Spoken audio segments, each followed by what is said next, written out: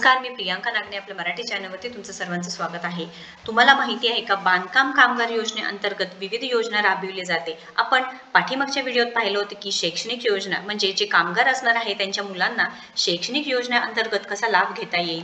त्यानंतर registration process आपण पाहिलेली आहे. आपल्या चॅनलवरती जाऊन तुम्ही पाहू शकता की वेगवेगळे व्हिडिओज आहेत या अंतर्गत आपण केलेले, तुम्ही नक्कीच चेक करू शकता. आज पुढची सिरीज आपण बघणार आहोत, ज्यामध्ये बांधकाम कामगार योजनेअंतर्गत ज्यांना लग्न करायचं आहे, ज्यांचं फर्स्ट मॅरेज असणार आहे, त्यांना सरकार कोणत्या प्रकारे मदत करणार आहे किंवा किती आर्थिक दृष्टीने मदत करणार आहे.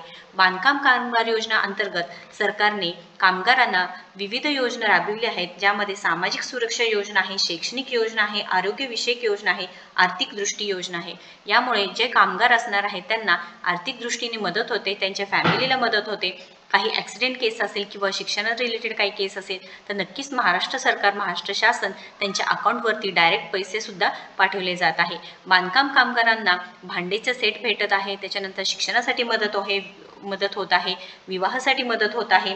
त्यानंतर जे आरोग्यविषयक योजना आहे त्या अंतर्गत त्यांना आरोग्यविषयी सुद्धा मदत होत आहे. आज आपण पाहणार आहोत की जे सामाजिक सुरक्षा योजनेअंतर्गत विवाहासाठी सरकार जे कामगारांना आर्थिक मदत करत आहे ते कोणत्या पद्धतीने किंवा त्यासाठी पात्रता काय असणार आहे, ॲप्लिकेशन कोणत्या पद्धतीने करायचं आहे, फॉर्मची जी पूर्ण माहिती आहे हे सविस्तर माहिती आपण या व्हिडिओ थ्रू पाहून घेणार आहोत. तुम्ही जर आपल्या चॅनलवरती नवीन असाल किंवा पहिल्यांदाच आला असेल तर नक्कीच आपल्या चॅनलला सबस्क्राईब करा, कारण आपण दररोज वेगवेगळे जॉब अपडेट्स पाहतो. त्यानंतर नवीन योजना असतात त्या रिलेटेड माहिती असतात, गव्हर्नमेंट रिलेटेड जॉब्स असू द्या किंवा प्रायव्हेट जॉब्स असू द्या, त्यानंतर वर्क फ्रॉम होम जॉब्स असू द्या, पार्ट टाईम जॉब्स असू द्या, हे सर्व माहिती आपल्या चॅनलवर असतात.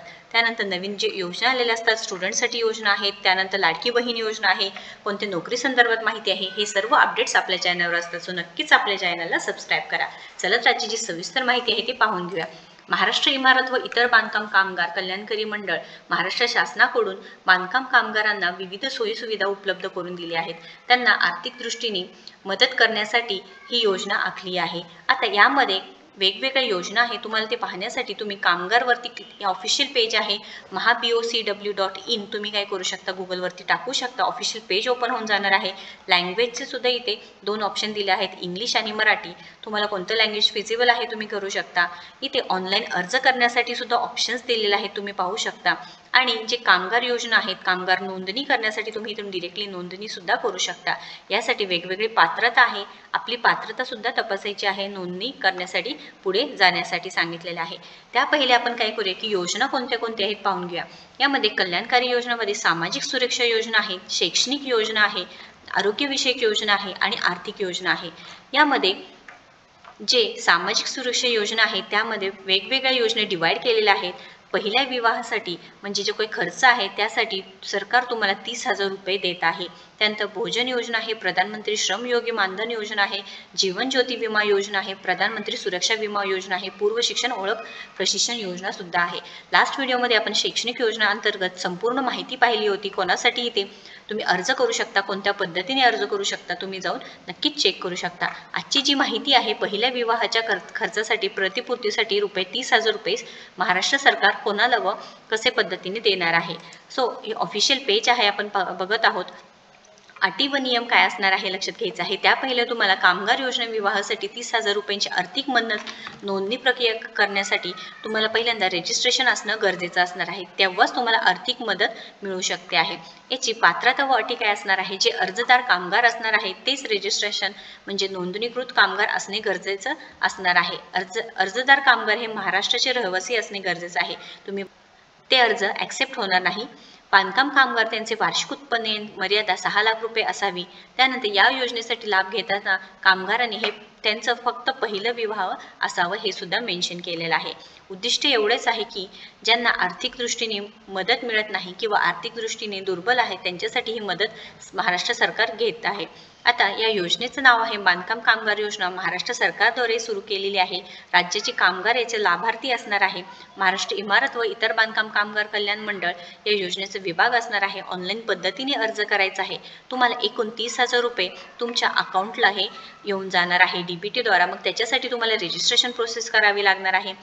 ज्यामध्ये तुमचे सर्व डिटेल्स बँकबद्दल असायला पाहिजे आहे. आवश्यक कागदपत्रे कोणते लागणार आहे बघा. आधार कार्ड लागणार आहे, विवाह नोंदणी प्रमाणपत्र, पॅन कार्ड, तुमचं प्रथम विवाह असल्याबाबतचे जे प्रमाणपत्र, कामगाराचे रहिवासीचा दाखला, 90 दिवस काम केले असल्याचं प्रमाणपत्र, अर्जदाराचा कायमचा पत्त्याचा पुरावा, ईमेल आय डी, तुमचा चालू मोबाईल नंबर, जिथे काम करत आहे कामगार त्यांचा बांधकामाचा पत्ता, नोंदणी अर्ज, त्यानंतर अर्जदाराचे पासपोर्ट आकारातील फोटो, बँक पासबुक, झेरॉक्स शाळा सोडल्याचा दाखला, घोषणा प्रमाणपत्र आणि ग्रामपंचायतकडून ग्रामसेवकाकडून बांधकाम कामगार असल्याचं प्रमाणपत्र, हे तुम्हाला कागदपत्रे लागणार आहे. खूप चांगली योजना आहे, करून तुम्हाला याचा लाभ घ्यायचा आहे.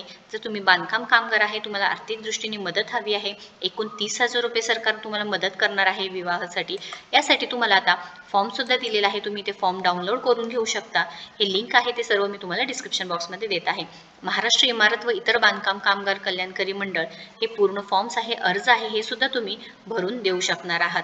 त्यानंतर इथे तुम्ही नोंदणी करण्यासाठी इथे पात्रता काय आहे एकदा चेक करून घेऊया. 18 ते 60 वर्ष वयोगटातील बांधकाम कामगार हे पात्र असणार आहे. मागील 12 महिन्यांमध्ये म्हणजे 90 दिवसांपेक्षा जास्त दिवस बांधकाम कामगार म्हणून काम केलेलं पाहिजे आहे. आवश्यक कागदपत्रे ते वयाचा पुरावा, 90 दिवस काम केल्याचं प्रमाणपत्र, रहिवासी पुरावा, ओळखपत्र पुरावा, पासपोर्ट, 3 फोटो, नोंदणी फी फक्त ₹1 असणार आहे, वार्षिक वर्गणी ₹1 असणार आहे.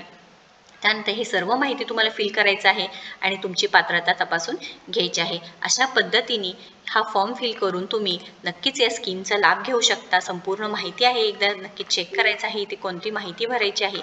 आणि या रिलेटेड काही क्वेश्चन असेल, अडचण असेल तर नक्कीच कमेंट बॉक्समध्ये विचारा. व्हिडिओ जर आवडला असेल तर नक्कीच लाईक करा, शेअर करा, आपल्या चॅनलला सबस्क्राईब करा. थँक्यू.